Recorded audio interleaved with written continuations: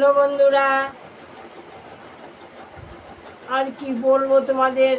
তোমার কাকার অনেক দিন থেকে শরীর খারাপ, 5 মাস হয়ে গেল, কমছেই না।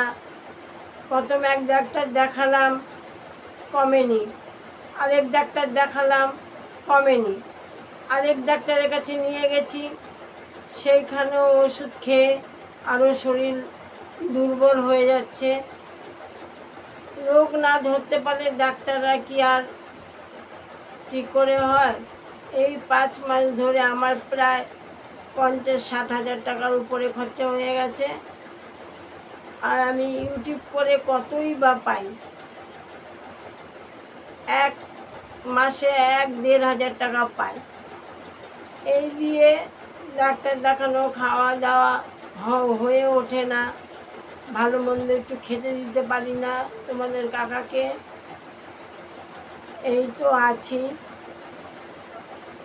আর কি বলবো। মেয়ের বাড়িতে যাব, গিয়ে ওখানে গিয়ে ডাক্তার দেখাবো। আর মেয়ে কিছু দেয়, মেয়ে আর কত দেবে, পরে সংসার করে, তোমরা তো বোঝোই, জানোই।